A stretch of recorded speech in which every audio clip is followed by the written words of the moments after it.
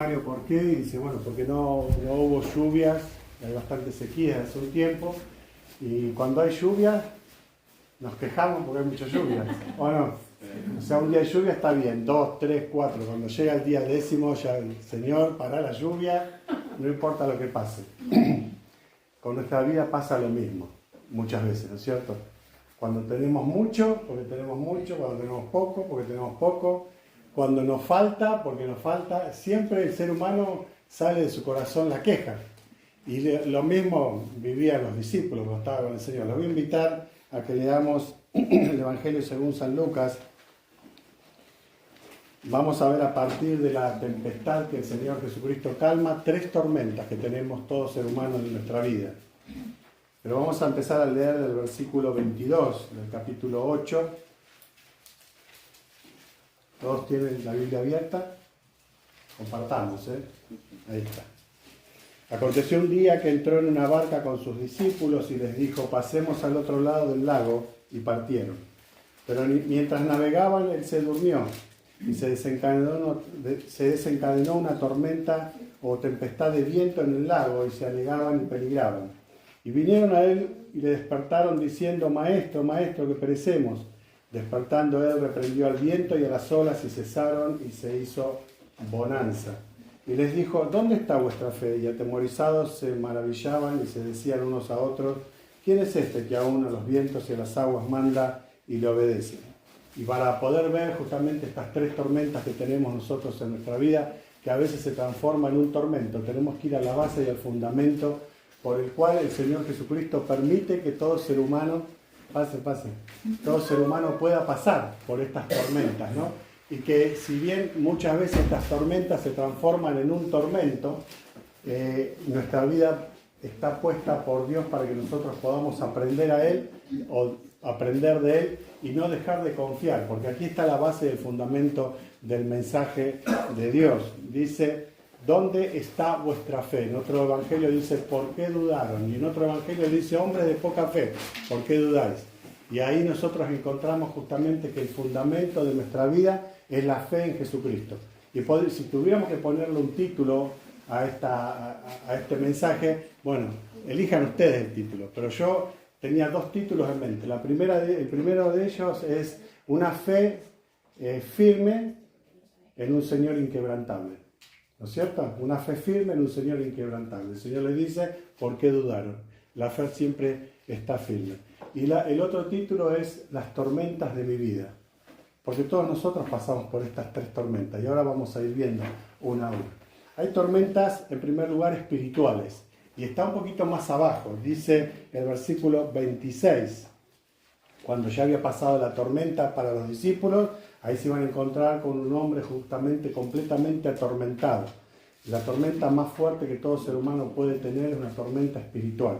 Y dice, versículo 26 en adelante, y arribaron a la tierra de los Gadarenos que está en la ribera opuesta a Galilea. Al llegar él a tierra, estamos hablando del Señor Jesús, vino a su encuentro un hombre de la ciudad endemoniado desde hacía mucho tiempo, y no vestía ropa ni moraba en casa, sino en los sepulcros. Este, al ver a Jesús, lanzó un grito y postrándose a sus pies, exclamó a gran voz, ¿qué tienes conmigo, Jesús, Hijo del Dios Altísimo? Te ruego que no me atormentes. Versículo 30. Y le preguntó Jesús diciendo, ¿cómo te llamas? Y él le dijo, Legión, porque muchos demonios habían entrado en él. Versículo 33. Y los demonios salidos del hombre entraron en los cerdos, y el hato se precipitó por un despeñadero al lago y se ahogó. Versículo 38. Y el hombre de quien habían salido los demonios le rogaba que le dejase estar con él, pero Jesús le despidió diciendo, vuélvete a tu casa y cuenta con grandes cosas ha hecho Dios contigo. Y él se fue publicando por toda la ciudad con grandes cosas había hecho Jesús con él. Otro pasaje también de los evangelios dice que este joven, este hombre, después que habían salido los demonios de él, estaba sentado y en su juicio cabal. Ahora, las tormentas espirituales, ¿por qué vienen? Y bueno, vienen en primer lugar porque nosotros estamos alejados de Dios. Porque cuando hay duda espiritual en nuestra vida de quién es Dios, ahí empieza el tormento. ¿A quién acudo? Y es lo que le pasó a este endemoniado. Acudió a quien no debía acudir. y metiéndose en el ocultismo, como hoy día mucha gente se mete en el ocultismo, comenzó a disfrutar seguramente en primera instancia algunas migajas de lo que le podía dar Satanás. Pero como el dicho dice, Satanás te promete todo, ¿no es cierto? Te da poco y te quita mucho. O te promete mucho, te da poco y te quita todo. Ahora, cuando nosotros vamos a este tormento que estaba pasando este hombre, dice que en el DNI, ¿tienen DNI acá ustedes? ¿Qué domicilio figura en su DNI? Ahora me va a decir el de Buenos Aires, ¿el de acá? ¿Ya hiciste el cambio? Bueno, el mío figura el de Buenos Aires, porque no voy a hacer el cambio, por supuesto, por más que vaya por todos lados y sea peregrino como cantamos recién, figura en el DNI el de Buenos Aires, cada uno de ustedes figura en el domicilio donde viven, ¿no es así? Bueno, este hombre en su DNI tenía domicilio ¿en dónde? En el cementerio, en los sepulcros. Dice que moraba en el sepulcro, en los sepulcros, en el cementerio. Y si alguien preguntaba por él, buscalo al loco en el cementerio. En realidad no era un loco, era una persona que estaba atormentada espiritualmente. La gente que no conoce del Señor y no conoce al Señor, lo pasaría por un loco. Claro, un loco estaba en el cementerio viviendo, dormía en el cementerio, desnudo, corría a todo el mundo. Dice otro evangelio que él lo ataban con cadenas muchas veces porque era muy agresivo y rompía las cadenas. O sea, si fuera un loco no era un loco común, ¿no es cierto? Era un loco de temer. Pero nosotros sabemos que era un hombre que estaba pasando por tormento y tormento espiritual. La gran enseñanza para nosotros es que hay en nuestro alrededor mucha gente que está sufriendo este tipo de tormentos. Y nosotros podemos percibir este tipo de tormentos. ¿Cómo lo percibimos? Cuando la persona no está en sí. Cuando la persona no sabe cómo decidir. Cuando la persona asustada o amedrentada acude a brujos, agoreros, al tarot. Los chicos de la secundaria allá en Buenos Aires jugaban mucho al juego de la copa. Y mi esposa, que es docente en la escuela secundaria, trataba de decir a los chicos que todo tenía su consecuencia. Y era verdad, todo tenía su consecuencia. Al consultar al ocultismo, el ocultismo se despierta. Porque el ocultismo tiene que ver con lo que Efesios 6 dice, ¿no es cierto? Que no tenemos lucha contra carne y sangre, sino contra principados y huestes espirituales en las regiones celestes. Y aquel que no está preparado para luchar, aquel que no es hijo de Dios para luchar con las tinieblas no puede. Por lo tanto, como no puede luchar contra las tinieblas, se une a ella, como le pasó a este joven, a este hombre. Y uniéndose a ella, las tinieblas hicieron de él lo que querían. Y este tormento espiritual seguramente puede ser o no que alguna persona en este recinto haya pasado y sin darse cuenta se haya metido en el ocultismo sin saber cuál era el resultado, sin saber qué pasaría. Pero les puedo asegurar por lo que dice la Biblia que toda persona que consulta a dioses con minúsculas o consulta al ocultismo, siempre el ocultismo va a llevar la revancha a la delantera y va a sufrir la consecuencia de aquello a lo cual nosotros estamos acudiendo. Por eso que es muy importante que nosotros podamos ver en esta historia el tormento espiritual, que podamos reconocer al Señor, aún en tormentos espirituales. Tal vez usted no se metió en nada de esto, el ocultismo, y es un hijo de Dios o una hija de Dios, pero igualmente está en un tormento espiritual. ¿Qué significa un tormento espiritual? Cuando nosotros reconocemos pero no nos sujetamos. Porque los demonios, ¿qué le dijeron? Los demonios, no el muchacho. ¿Qué tienes con nosotros, Hijo de Dios Altísimo? En otra expresión del Evangelio dice, hablando de esta misma historia, que vienes a atormentarnos antes de tiempo. Y ahí nosotros encontramos justamente esto, que hay reconocimiento, pero no hay obediencia.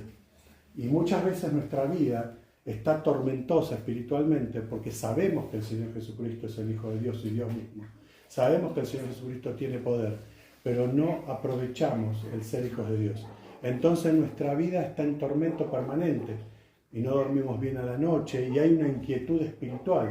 Estoy mal si voy a la iglesia, estoy mal si no voy a la iglesia. ¿Por qué? Porque hay algo que sanar interiormente, que es lo que Dios hace cuando su palabra hace que nuestra alma, que nuestro espíritu, que nuestro ser completo pueda reconocer y obedecer. Por eso que el Señor Jesucristo, cuando hablaba a sus discípulos en Juan 10, ¿qué dice? Ustedes son mis amigos y hacen lo que el otro les manda, no lo que yo les digo.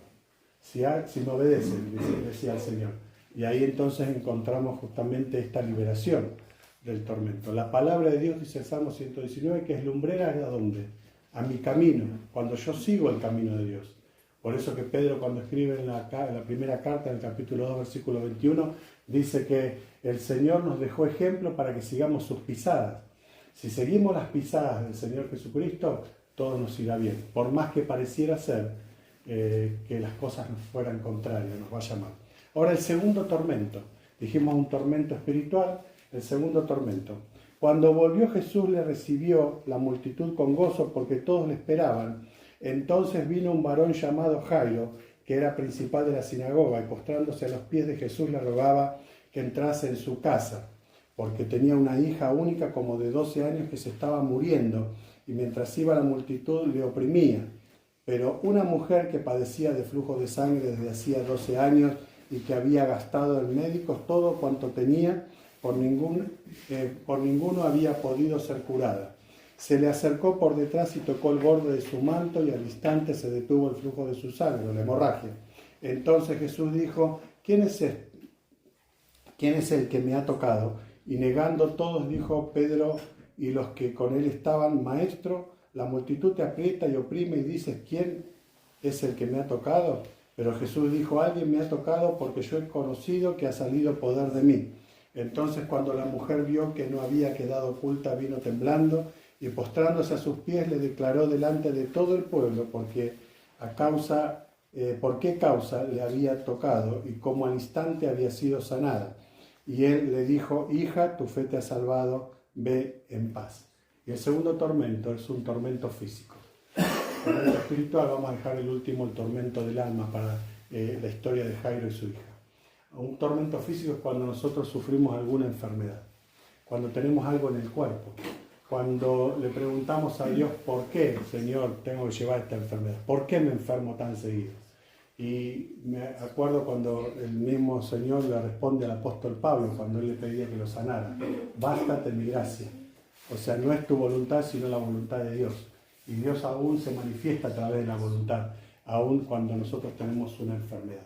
Ahora, es importante que nosotros podamos reconocer, como esta mujer, quién era aquel que podía sanarla. Y puso toda su fe, hizo todo lo posible para llegar a él. Como en la antigüedad las mujeres no eran escuchadas por los hombres, los discípulos no iban a dejar que la mujer se llegara al Señor, y la multitud tampoco. Y entonces la mujer pensó, si tan solo pudiera tocar el manto del Señor Jesucristo, ya seré sanada. La fe que tenía ella. De ahí se desprende que muchas religiones utilizan las ropas de las personas que las traen a tales religiosos. ¿Para qué? Para que cure. Pero esto no es así. No es la forma, no es doctrina, no es enseñanza bíblica. Sucedió esta vez.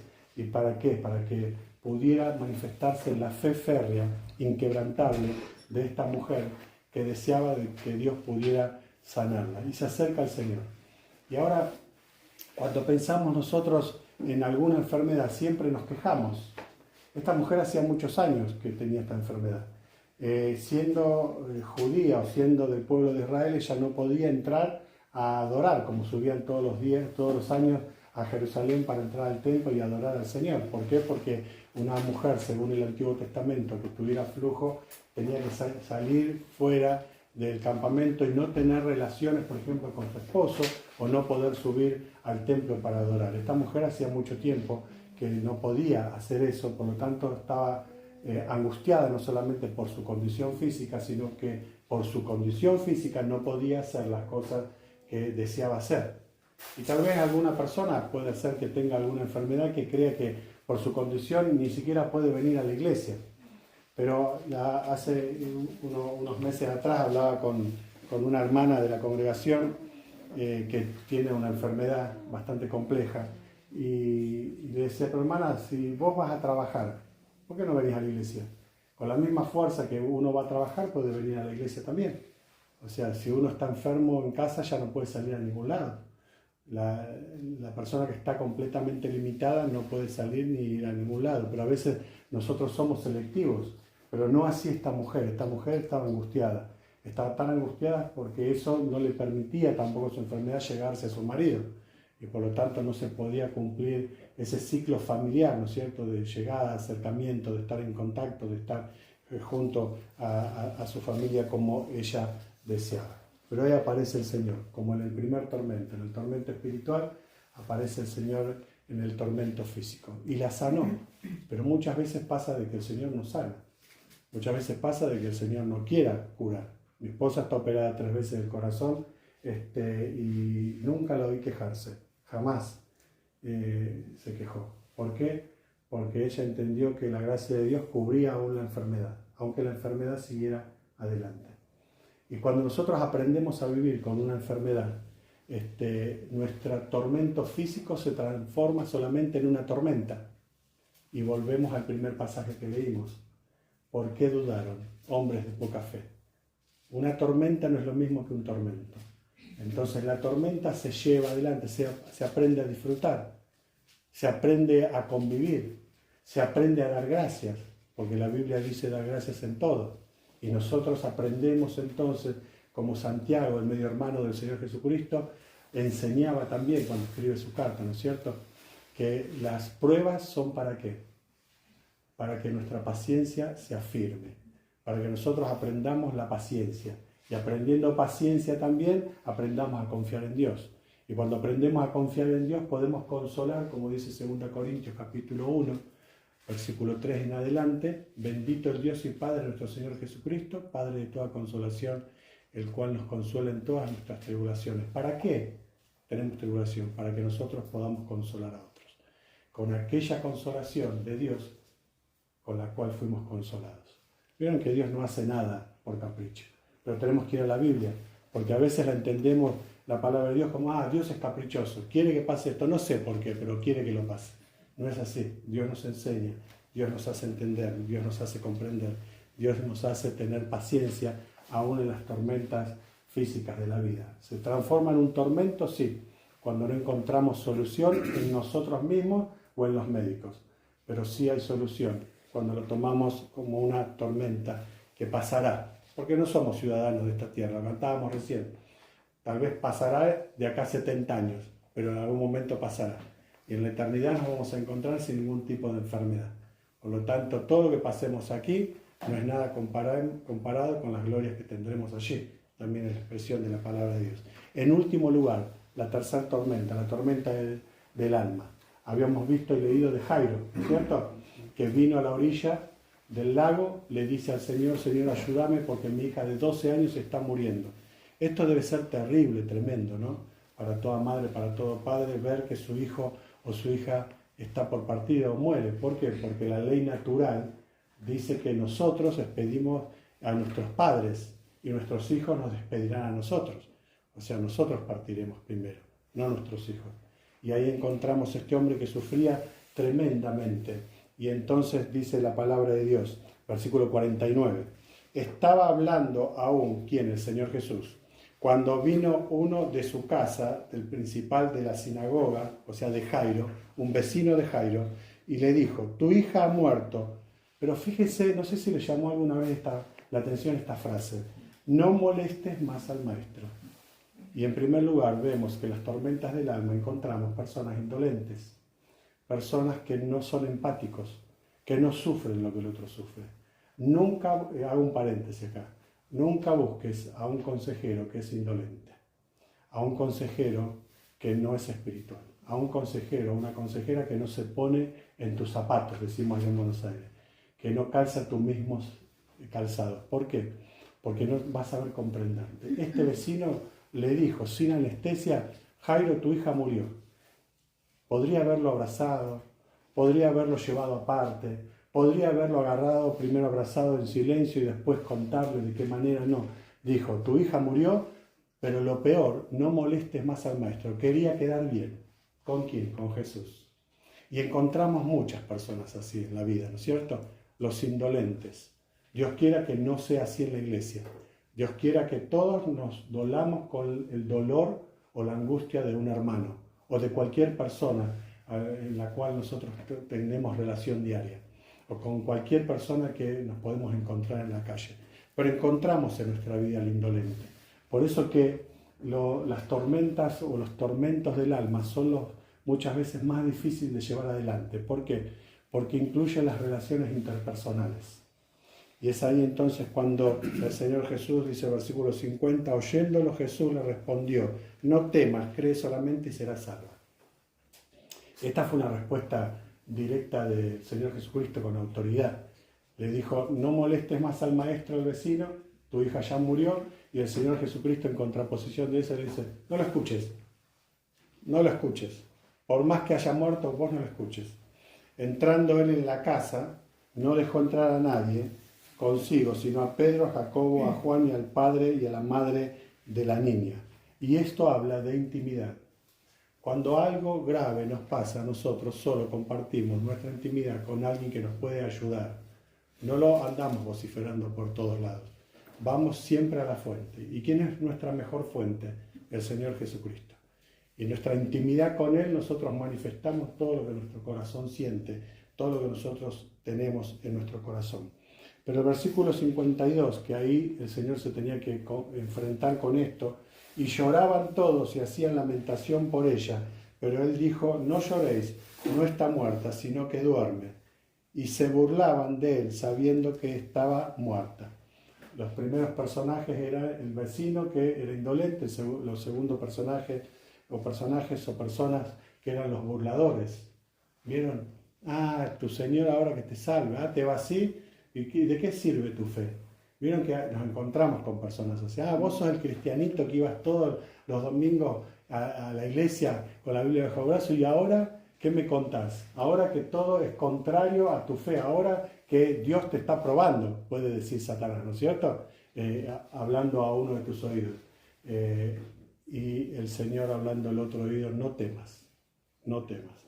Ahora, cuando el Señor toma de la mano, dice el versículo 54, a la niña, clama diciendo, muchacha, levántate. Y aquí vemos la autoridad del Señor absoluta, porque la niña de 12 años podría haber tardado un montón, la niña ya estaba muerta, el alma no estaba en su cuerpo, su espíritu había partido a la presencia de Dios, y bueno, pero inmediatamente volvió a la vida. Esto es autoridad. Y esto es un relato de autoridad que nosotros encontramos en la Biblia. Ahora, ¿por qué dudamos? ¿Por qué dudamos de la autoridad del Señor? ¿Por qué dudamos muchas veces en cualquiera de estos tres tormentos, ¿no es cierto? Un tormento espiritual, un tormento físico, un tormento del alma, que el Señor puede actuar en nuestra vida. Aunque el resultado sea diferente y contrario, porque tenemos el resultado contrario hace muy pocos días del hijito de Cecilia y Cristian, ¿no es cierto? Que murió y el Señor se lo llevó. Pero el Señor también dice a nuestro corazón, no temas. Él puede consolar el corazón, pero lo puede vivir solamente aquella persona que lo está pasando. Yo nunca perdí un hijo, por lo tanto no puedo ni siquiera comprender el dolor, la angustia de una persona así. Por lo tanto, lo único que puedo hacer es ponerme al lado y silenciarme, no aconsejar. Porque muchas veces nosotros creemos que somos los mejores consejeros y que necesita la persona de mi consejo. Y nosotros muchas veces tenemos que silenciarnos y solamente acompañar a aquel que sufre, a aquel que tiene un tormento del alma. Porque un tormento del alma no lo cura cualquiera. Un tormento del alma no cualquiera puede hablar. Le pasó a Job, lo recordábamos el otro día con los muchachos en la cena, ¿no es cierto? En el encuentro de hombres. Le pasó a Job, mientras los amigos de Job estaban al lado de él, todo venía bien y lo confortaban. Pero cuando empezaron a hablar, como decimos allá, mamita querida, Job pedía que el Señor se lo llevara o a él o a ellos, de alguna manera, porque abrían la boca y lo único que hacían era decir macana. Y a veces en la vida nos pasa lo mismo. Queremos dar una respuesta que Dios no da. Queremos dar una respuesta que el Señor dilata para que nosotros podamos entender que solamente en Él podemos decir no temo. Ahora terminando entonces ya en este último tormento, dice el versículo 55, entonces su espíritu volvió, inmediatamente se levantó y él mandó que se le diese de comer y sus padres estaban atónitos, pero Jesús les mandó que a nadie dijesen lo que había sucedido.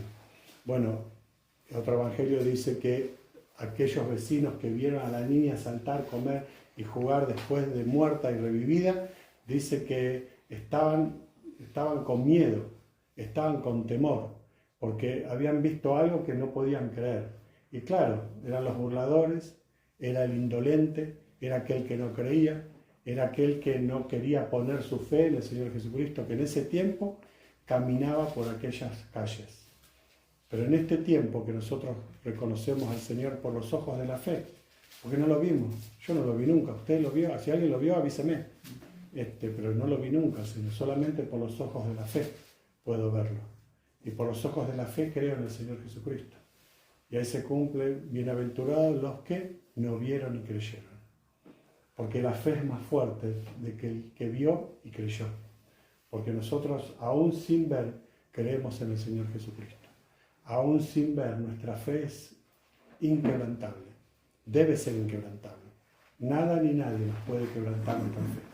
El Señor les decía a sus discípulos, hombres de poca fe, ¿por qué dudarlo? Y esta pregunta va muchas veces para todos nosotros cuando pasamos un tormento del cuerpo, del alma o del espíritu.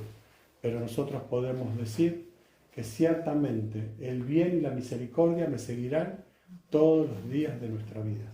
Que el Señor estará con nosotros todos los días hasta el fin del mundo. Que Jesucristo es el todo. Como el apóstol Pablo le escribía a la iglesia en Colosa, en el capítulo 2 de Colosenses, versículo 10, nosotros estamos completos en Él. Hay que decirlo esto cuando pasamos una tormenta de este tipo, ¿no? No sé lo que Dios me deparará. No sé lo que pasará mañana conmigo. No sé lo que pasará mañana con mi familia. Pero nosotros estamos completos en Él. Estamos esperanzados en Él. Y en este caminar que nos toca vivir y nos vamos a encontrar con alguna de estas tormentas en este caminar, si ya no nos las hemos encontrado, cuando nos encontremos en alguna de estas tormentas, que no se transforme en un tormento. Que aprendamos aún a agradecer por esta tormenta de la vida que el Señor nos pone. ¿Para qué? Para que nuestra fe se afirme. Para que nuestra vida pueda ir de crecimiento en crecimiento y de gratitud en gratitud. Y podamos decir a todo lo que Dios diga, amén. Les termino contando una anécdota, más que una anécdota, algo que pasó en la familia. Mi hermana quedó viuda a los 46 años. Mi cuñado Samuel, muy comprometido con la obra, era abogado y como al ser abogado, todas las entidades de Buenos Aires tenían de alguna manera el toque legal de él. Entonces era muy querido. Y él subió 2 meses antes de enfermarse al púlpito, dio un mensaje, y el mensaje era, a todo lo que Dios diga voy a decir amén. Cuando baja del púlpito, uno de los ancianos dice, Samuel, ¿vos te diste cuenta de lo que dijiste? Sí. A todo lo que Dios diga voy a decir amén. Samuel se enfermó de cáncer terminal. En 2 meses estaba a punto de partir. Y el Señor se lo llevó. Mi mamá, media floja, espiritual, vamos a la casa de mi hermano y mi mamá le dice, Samuel, ¿por qué no gritas? ¿Por qué no reprochás contra Dios?